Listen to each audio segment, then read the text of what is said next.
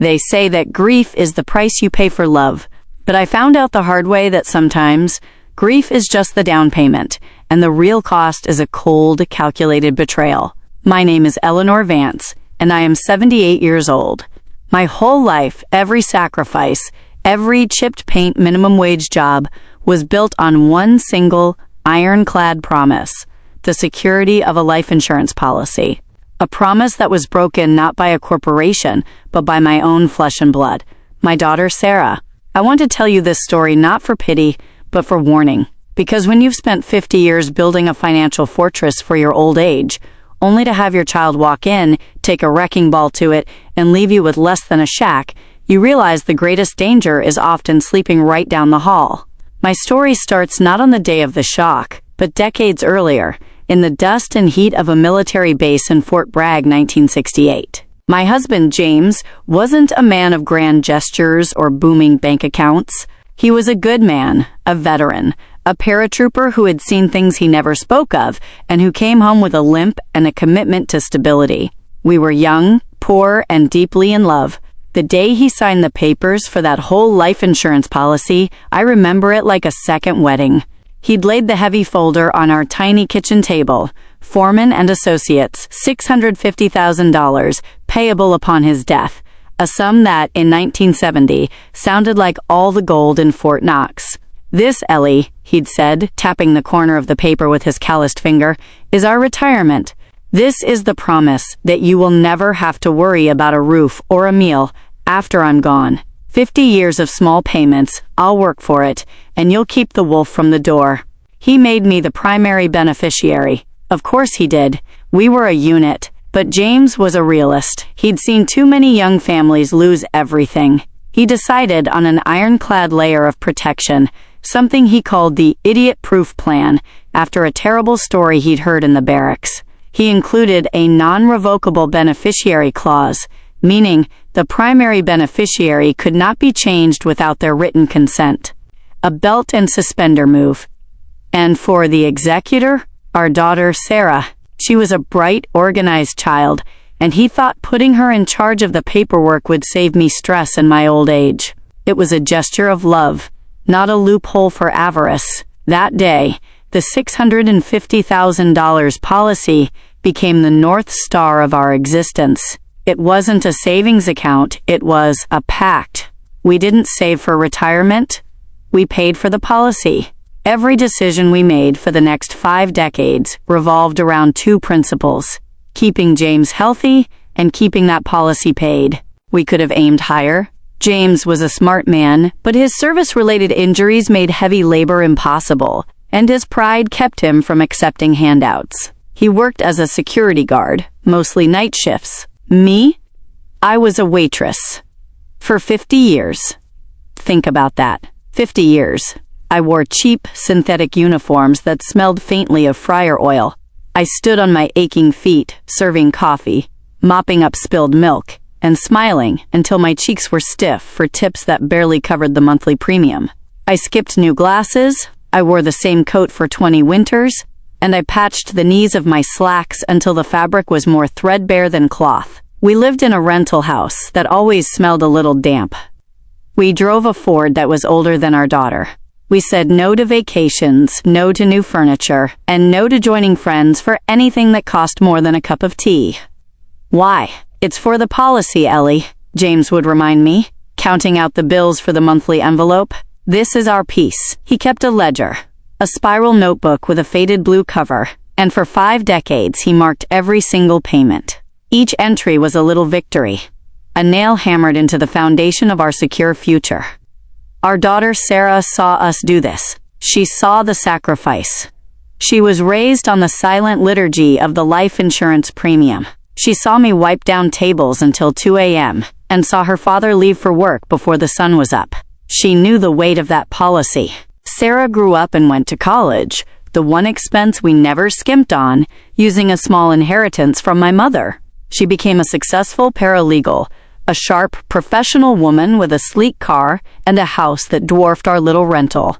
I was proud of her success, but with every upward step she took, she seemed to drift further away from the small, frugal life we still lived. She'd visit on holidays, always seeming a little too dressed up for our cracked linoleum. She'd sigh dramatically when the old furnace kicked on with a clatter. "Mom, Dad, why don't you move somewhere smaller? Sell the house? You two are practically living in a museum," she'd say, conveniently forgetting we rented. "And honestly, that life insurance, it's probably a relic by now. You should look into something modern." James would just smile and shake his head. "It's paid up, honey. Half a century of payments. It's better than any stock market gamble. It's safe." We never knew that the very thing we thought was safe was precisely what was putting a target on our backs. A target being cited by the one person we trusted implicitly. James was diagnosed with an aggressive form of lung disease last year.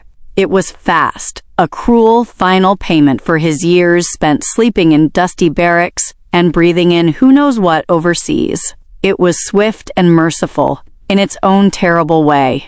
The day he died, October 12th, was the quietest day of my life. He was home, in his worn armchair, the blue payment ledger resting on the small table beside him. The house felt empty instantly, the silence deafening. The only thing louder than the silence was the sound of my heart breaking. Sarah was there, of course. She flew in immediately, all efficiency and black-tailored clothes. She took charge of everything. The funeral, the estate, the paperwork. She was the executor, after all. "Don't worry about a thing, Mom," she said, hugging me with a practiced, somewhat brittle embrace. "I'll handle all the messy stuff. You just focus on Dad." I did. I focused on the man I had loved for 55 years. The man who had worked his hands raw to ensure I was cared for. I didn't think about money. I thought about James. I thought about the peace of mind he was supposed to have given me with that final, great gift. The funeral was 2 weeks later. It was lovely, dignified, and expensive. A bill. Sarah was quick to remind me she was covering out of pocket because the estate was complicated. 3 days after the service, she sat me down at the same little kitchen table where James had signed the original policy. She had a sheaf of papers, a grave expression, and that paralyzing aura of legal authority she had perfected over the years. "Mom," she started, her voice low and mournful. "I've gone through Dad's affairs, the house lease, the few savings, and the insurance policy." I nodded, my breath catching in my throat. This was it. The culmination of 5 decades of sacrifice. I pictured a new, small apartment, maybe near a park, where I could finally just sit without aching, without waiting for the next shift. "I have terrible news, Mom. I'm so sorry." She shook her head slowly, a tear welling in her eye. She was a good actress. The Foreman and Associates policy, it was accidentally voided. My world tilted. "Voided? What are you talking about?" "James paid it. 50 years. He just paid the last one last month." "I know, Mom, I know. But it looks like there was an administrative error years ago. Maybe a missed signature.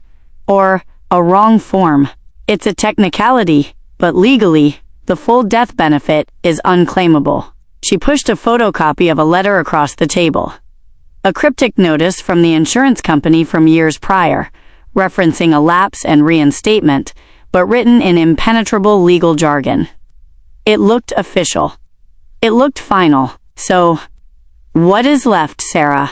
I asked, the words feeling foreign and fragile in my mouth. She sighed, reaching into her sleek leather purse. "The good news is, I fought them. Hard. I used all my legal knowledge. I was able to get them to agree to a goodwill settlement. It's not much, but it's something. A final payout to close the books." She slid a single, crisp, bank-certified check across the table. $10,000. $10,000. 10 grand. For 50 years. My retirement. My James's legacy. The $650,000 promise. $10,000 was barely enough to cover the funeral, let alone provide for a lifetime of solitary living. It was an insult, a sick joke, but I was broken, grieving, and completely alone. "I'm so sorry, Mom," Sarah whispered, pulling me into a hug that felt more like a capture. "This is a terrible blow." but I'll take care of you. You can come live in the spare room. You won't have to worry about a thing." I was too numb to cry. I was too old to fight. I took the check, feeling the cold weight of the paper as if it were a gravestone, not a lifeline. I felt a sudden, profound loneliness. My husband had given his life, in its own slow way, to secure my old age. And now all that was left was dust and my daughter's hollow pity. I felt like I had to swallow the lie whole, simply to survive. I had to believe her, because the alternative was too monstrous to contemplate. A month later, I was still reeling, still living in the damp rental, trying to stretch that pitiful $10,000 into a plan that didn't involve becoming a greeter at the local department store. I had to close James's old checking account. It was a miserable chore, another piece of his life I had to bury. I went to the local branch of First Federal. I was waiting in line, feeling the shame of my cheap coat and worn shoes, when a young man looked up from behind the counter and smiled. "Mrs. Vance, I'm Mark Jennings. I worked with your husband on a few things. I'm so sorry for your loss." He was a great man. Mark was a young insurance and financial agent, new to the area, eager, and genuinely kind. I'd seen him talking to James a few times about IRA rollovers and CD rates, though James had always politely demurred. His policy, he'd say, was his retirement. I managed a weak smile. "Thank you, Mark. It's been hard. I can imagine, but he did right by you, Mrs. Vance." James was a planner. My eyes welled up instantly. I couldn't hold it in anymore. He was, Mark. He tried. But it all fell apart. The policy, it was voided. 50 years of payments, gone in a technicality. I shook my head, fighting back a sob. I just got $10,000 as a settlement. Mark Jennings froze. The professional, eager smile vanished, replaced by a look of sheer, confused disbelief. He leaned closer over the counter. "Mrs. Vance, I don't want to contradict your daughter, but that doesn't sound right." James was meticulous, and $650,000 is a huge amount. It doesn't just void. I saw a copy of that policy's ledger a couple of years ago. It was a whole life policy, which means it had a guaranteed cash value and a non-revocable beneficiary. Unless you signed a form to surrender it, it's golden. My heart hammered against my ribs, a trapped bird suddenly awake. "No, Mark. My daughter, Sarah, she's a paralegal. She handled everything. She said it was an error, a technical void."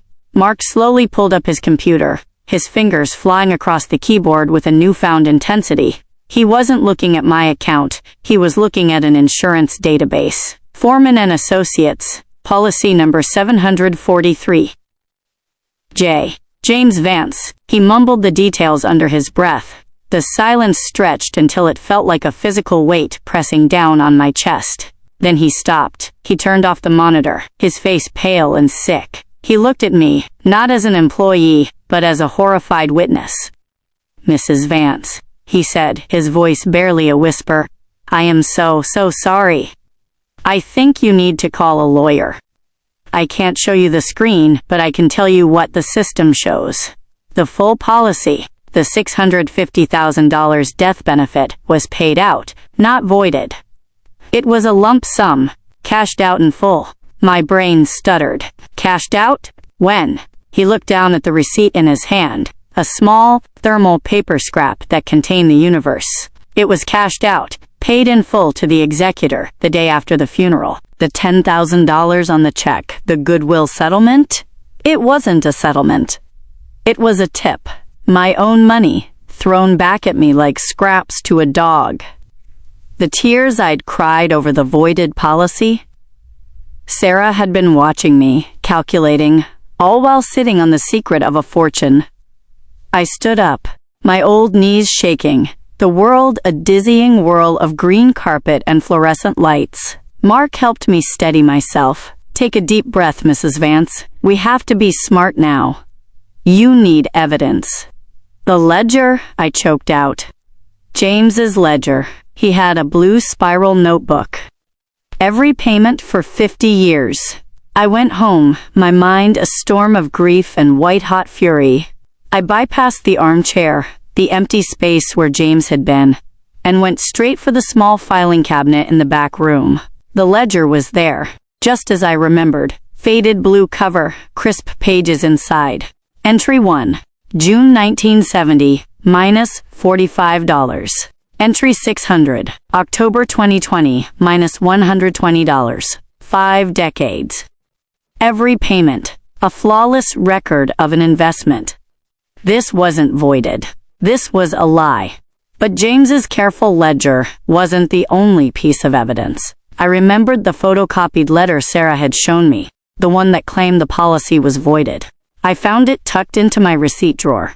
It was a notice of lapse and reinstatement from 1985. I took a closer look at the fine print. James had been a day late on a payment, they'd sent the warning, he'd paid it, and it was reinstated to full value and good standing. The letter wasn't a void notice. It was proof that the policy was active and guaranteed. She hadn't just lied.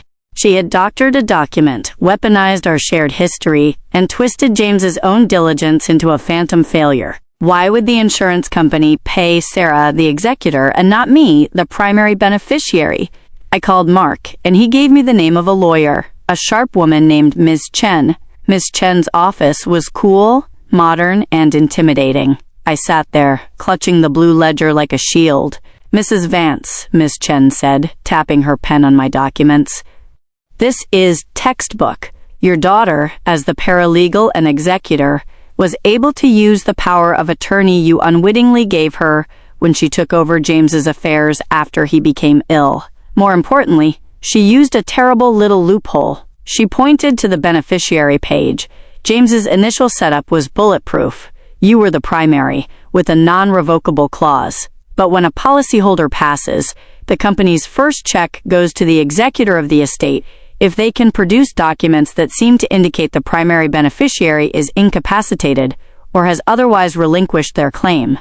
But I didn't relinquish anything. No, you didn't. But you were the grieving widow, totally reliant on your daughter, the professional. Sarah used her power as executor, which she convinced you to sign over, to claim she was entitled to manage all assets. But here is the most damning thing. Ms. Chen pulled up a single, digital document. It was a change of beneficiary form. The signature was shaky, barely legible, dated just a few weeks before James passed. New primary beneficiary, Sarah Vance. This form, Mrs. Vance, Ms. Chen stated, her voice hard, was submitted to the company. The signature, it's a forgery.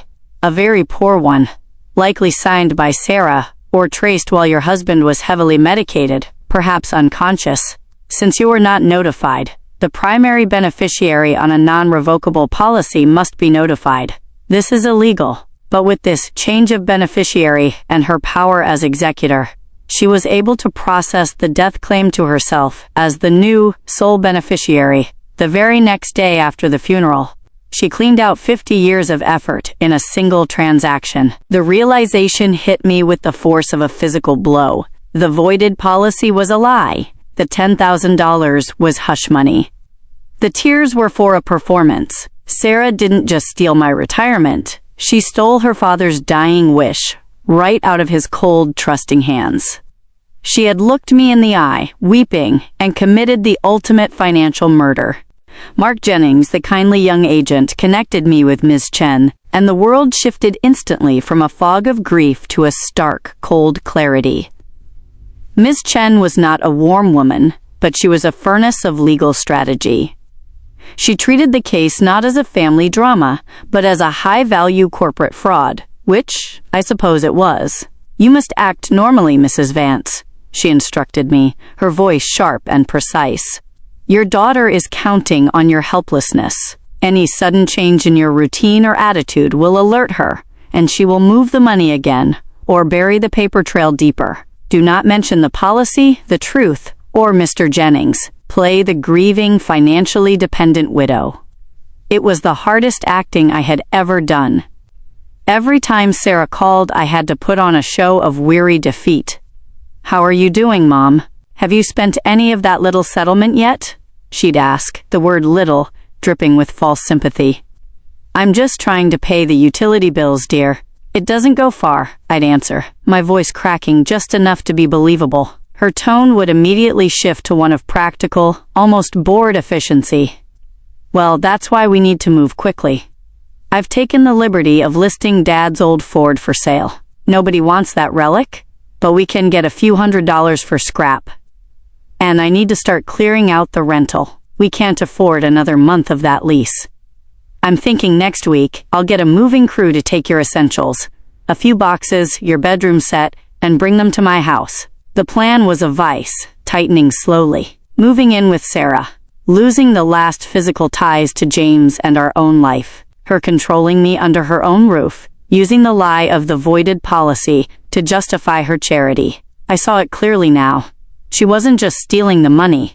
She was trying to steal my independence too.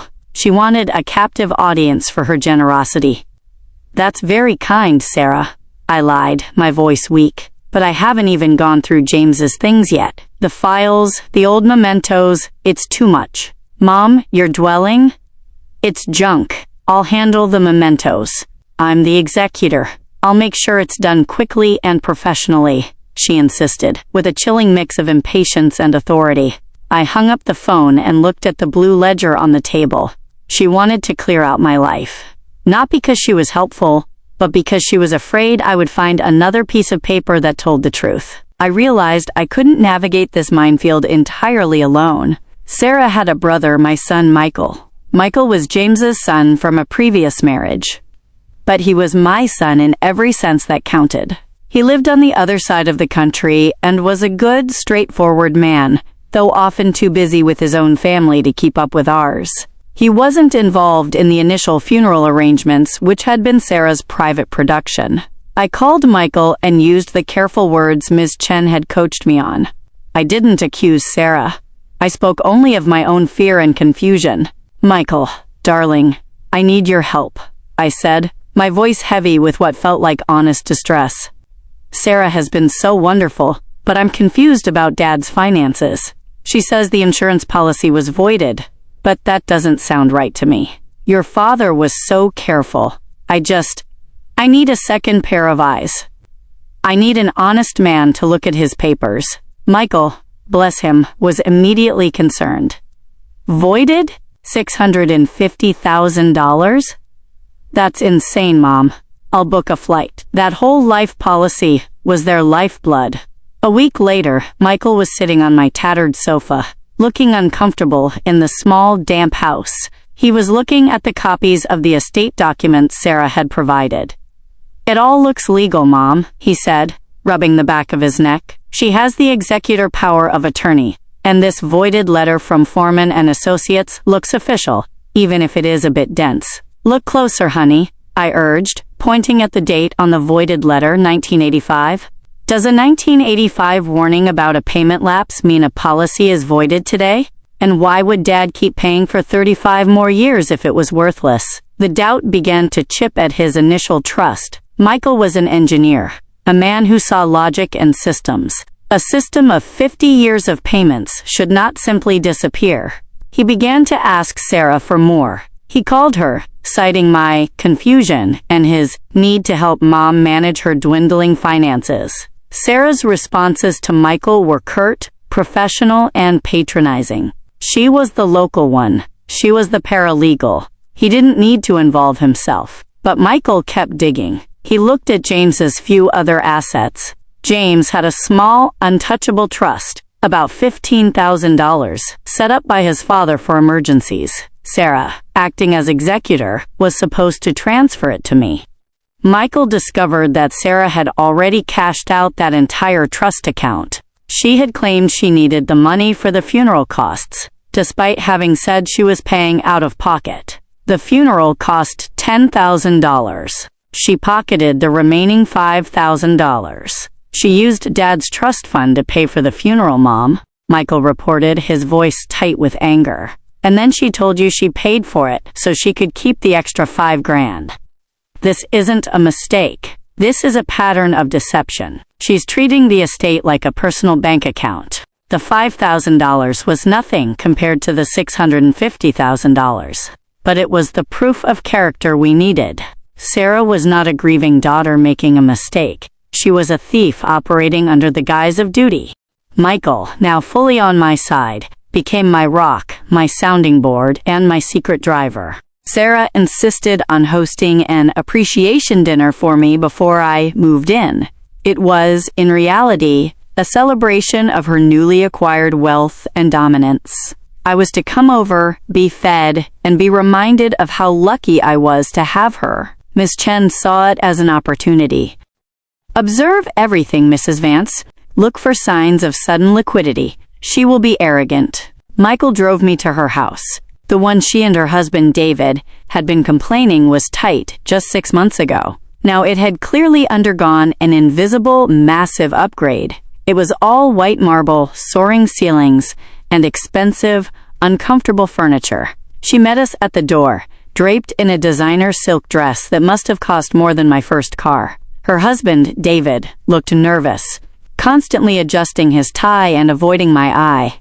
I had a feeling he knew some of the truth, or at least suspected the source of the sudden prosperity, and was too weak to challenge his wife. "Mom, you made it. Oh, I love that old coat, but we must get you something modern once you're settled." The patronizing tone was thick enough to carve. The dinner was a performance. She talked about their new investment strategies and the unbelievable returns they were seeing. She showed off a new, massive television that took up an entire wall. "This is all thanks to a lot of hard work, Mom," she announced, raising a glass of wine that cost more than my weekly food budget. We finally broke through. I forced a watery smile. "That's wonderful, dear. James always worried about investments. That's why he was so focused on his policy." Her smile didn't waver, but her eyes narrowed just a fraction. "Yes, well, that's old school thinking, Mom. Dead money, as my financial advisor calls it. If only he'd put all that premium money into something modern." She trailed off, a calculated dose of pity in her voice. As she excused herself to the kitchen, Michael gave me a quick, meaningful glance. I took my cue. "I'm just going to use the restroom, dear," I murmured, my hand fluttering to my chest. I walked toward the master bedroom. I wasn't subtle. I was the grieving old mother who had lost her way. Sarah had been boasting about her new jewelry box.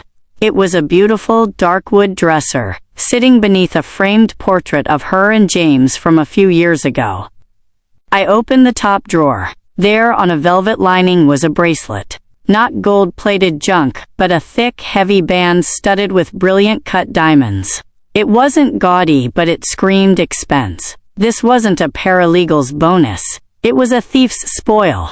But the most damning piece of evidence was sitting on her bedside table, nestled among designer perfumes. It was a framed photo of James and me, taken 50 years ago, on the day he signed the policy. Sarah had always kept a photo of her father, but this one was new. Next to the frame on a glossy piece of paper was a receipt. She had ordered a certificate of authenticity and appraisal for the diamond bracelet. The price was handwritten at the bottom of the invoice, $35,000. $35,000 for a bracelet, bought in the same month she had handed me $10,000 and a lie. I took a deep, steadying breath. It wasn't the bracelet that mattered. It was the date on the appraisal, 3 weeks after the funeral. "The dinner was lovely, Sarah. I'm feeling a little faint. Michael, I think we should go." Sarah was instantly on her feet, the dutiful daughter. "Of course, Mom. Let me get you set up in the guest room for the night. You're moving in tomorrow anyway." "No," I said, my voice quiet but firm. "I'm going home. I'm decided. I'm going to stay in the rental for another month. I need more time to be with James's memory." She started to protest, but Michael stepped in, placing a protective hand on my shoulder.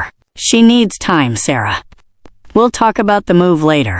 Sarah's face hardened, the false pity draining away to reveal a flicker of pure, frustrated control. She had expected to have me locked down by now. I had the proof. I had the leverage. The stage was set. The next day, Ms. Chen was delighted by my report. The bracelet, the new television, the control. It all adds to a strong pattern of unjust enrichment. We have enough evidence to crush her in court, Mrs. Vance, but the final, most satisfying way to corner a liar is to let them think they are walking into a victory. Ms. Chen dictated a letter for me to sign. It was short and seemingly innocuous, delivered via certified mail. Dear Sarah, I hope you are well. I've been going through some of your father's old papers, including the blue ledger he kept for his insurance. I found some old payment records, and I think I might have found a small discrepancy in the total amount you settled for. I've asked a family friend who is an accountant to look it over. Could you please schedule a meeting with me and my friend to clear up the confusion? I just want to make sure I got everything I was truly owed. Let's meet at your lawyer's office if you have one, or perhaps the law firm you work for. I want this to be formal and transparent. Love, Mom. The letter was a masterpiece of misdirection. It suggested I was still focused on the measly $10,000 and the idea of a discrepancy. It played directly into her patronizing view of me as an ignorant, math-confused old woman. It also signaled my friend, a layman, was getting involved, which would make her feel entirely superior and confident in her ability to dismiss the claim. Sarah took the bait instantly. She responded with a cheerful email, agreeing to the meeting. She insisted we meet at her law office's conference room, her turf, in 2 days. She wasn't bringing a lawyer. Why would she? She was the lawyer. She was walking in to teach her pathetic old mother a lesson in how the real world works. I told Michael to be there as my family support. Miss Chen would arrive later, fashionably late and unannounced, bringing the weight of the law with her. It was time to pay James's last premium. The conference room at Sarah's law firm was all glass and cold chrome, high up in a sterile downtown skyscraper. It felt less like a place of human law and more like a cage for abstract cruelty.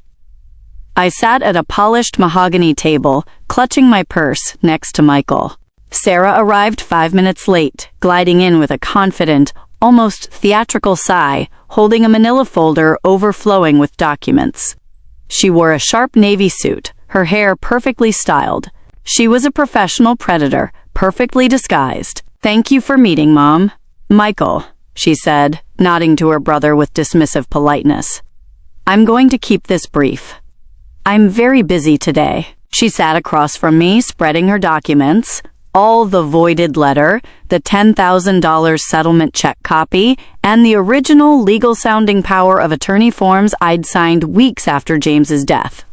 She was establishing her authority immediately. Look, Mom, I know you're grieving, and the finances are confusing, but I'm telling you, everything was done according to law. That $10,000 was a gift from the company, not a payout.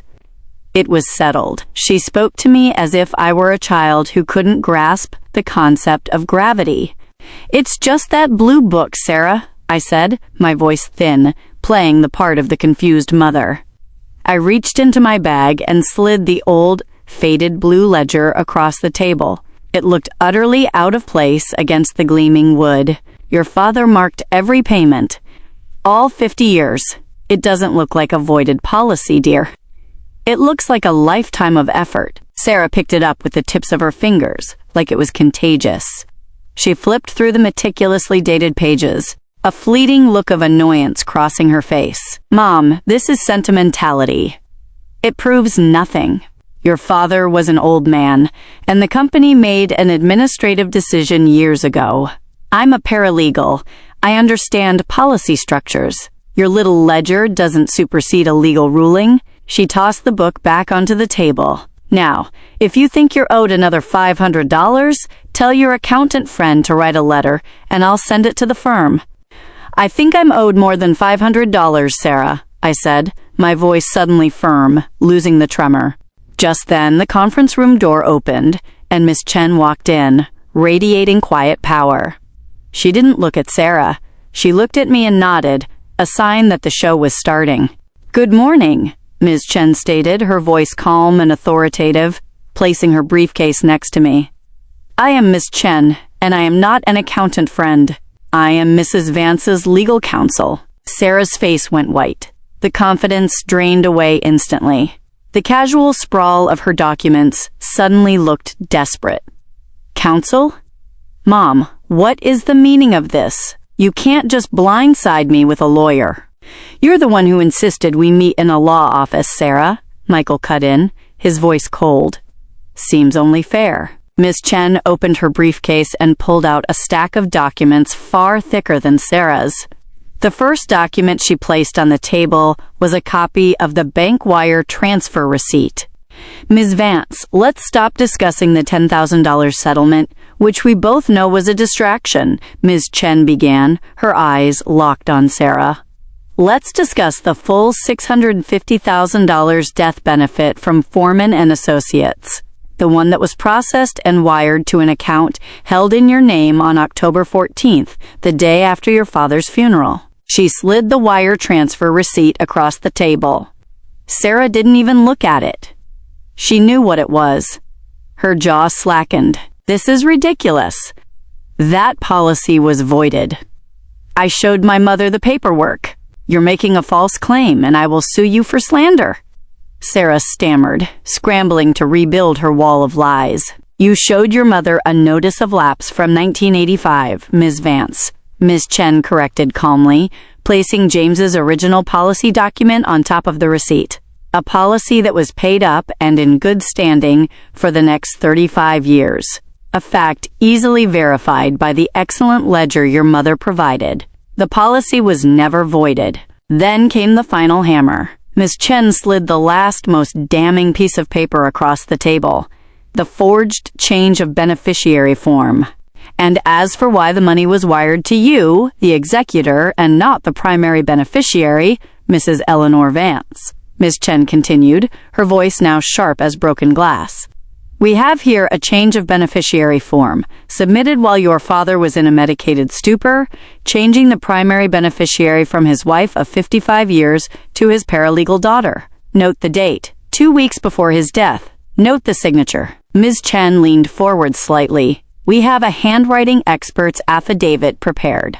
It identifies this signature as a forgery, likely performed by someone with easy access to Mr. Vance's room and documents during his final days. Someone who was also the executor, someone who had secured power of attorney over the entire estate, and someone who works daily with legal forms. The silence was total. Michael watched Sarah with an expression of profound disgust. I just watched her face. The mask was melting off, revealing the raw, ugly greed beneath Sarah's composure didn't just shatter. It exploded in a torrent of angry, panicked denial. This is an attack? You don't understand anything. You don't know what it takes to survive in this city. That money was ours. He would have wanted me to have it. He wanted me to have it, Sarah, I finally spoke, my voice steady. 50 years I worked on my feet for this. I wore a threadbare coat for 20 winters so your father could make that payment. You saw the sacrifice. Sacrifice? You call that a life? You would have wasted it, she shrieked, tears of rage and self-pity streaming down her face. You would have put it in a low-interest savings account and lived on boiled cabbage until you died. I was being responsible. I was taking the money and turning it into real generational wealth. I bought the house. I invested it. I made the money grow. I was honoring his legacy better than you ever could. It was the classic thief's excuse. The victim was too stupid to have the money. You gave me $10,000, Sarah, I said quietly, pointing to the diamond bracelet she was wearing, the one appraised at $35,000. And you bought a trinket that cost 3 times my settlement. My life, my security, my husband's final promise. You boiled it down to a footnote on your new life. I was going to care for you. You were going to live with me, she insisted, her voice dropping to a desperate, wheedling tone. You wouldn't have had to worry. You would have been comfortable. Comfortable but a prisoner, I countered. Comfortable, but a beggar on the charity of my own child, using the money my husband slaved to provide. That's not a gift, Sarah. That's control. That's cruelty. Miss Chen stood up and ended the interrogation. Ms. Vance, your attempts to rationalize the forgery and the elder financial abuse are noted. The time for discussion is over. We have presented irrefutable evidence. You have two options. Either you agree right now to transfer the full $650,000 back to Mrs. Vance with an additional $50,000 in damages, or we proceed with a criminal complaint for forgery, wire fraud, and elder abuse. Sarah looked from Miss Chen's unyielding face to Michael's disgusted stare, and finally to mine, a face she no longer recognized.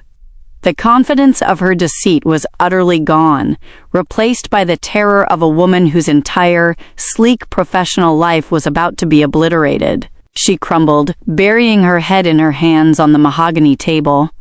"You can't do this to me. My career..." "David." The process was brutally efficient. Ms. Chen was true to her word. Sarah, facing immediate ruin, agreed to a settlement that required her to return the entire $650,000, plus $50,000 in damages for my emotional suffering and legal fees. The money came back, but not before Sarah had to liquidate everything. The new house was sold quickly. The expensive furniture, the massive TV, the diamond bracelet, all gone. Her husband David filed for divorce soon after, citing irreconcilable differences and admitting in a deposition that he'd been suspicious of the sudden change in their fortunes, but felt powerless to stop his wife. Sarah lost her job. Forgery and financial abuse are non-starters for a paralegal. The family, as I knew it, was irrevocably broken. Michael and I were now united, but the fissure between us and Sarah was a chasm. She tried to call once, weeks later, not to apologize, but to accuse me of ruining her life. "You did this to yourself, Sarah," I told her, the finality in my voice chilling even to me. "Your father's only dream was that his wife would be safe and comfortable. You turned his love into a weapon of war against the very person he died trying to protect." I hung up the phone and never looked back. The money was deposited into a new account, managed by a reputable firm recommended by Ms. Chen and overseen by Michael. $650,000. It wasn't just a number. It was 5 decades of waitressing tips, security guard shifts, patched clothes, and delayed dreams. I finally left the damp, old rental house. I didn't buy a mansion. I bought a small, clean, 2-bedroom apartment in a newer building, right next to a quiet public garden. I bought a chair, a comfortable, supportive one that didn't leave me aching when I stood up. I bought a new, warm coat that was the color of a summer sky. James's love won in the end. His foresight, his insistence on the non-revocable clause, his meticulous blue ledger, they were his last successful stand against the forces of greed, even when those forces wore the face of his own child. I took the first real vacation of my life. Michael and his family took me to a quiet little beach town. I sat on the sand, watched the waves roll in, and let the sun warm my aching bones. I felt a weight lift, the weight of my old life and the heavier weight of my daughter's betrayal. I am Eleanor Vance. I am 78 years old. I lost my husband and I lost my daughter, but I got my life back, thanks to a young man's honesty and a fierce lawyer's skill. I want you to remember this. Be diligent, be careful, and never ever trust a loved one with unchecked power over your final promise. Because sometimes the greatest danger to your security isn't a stranger. It's the person you raised. I am finally comfortable. I am finally safe.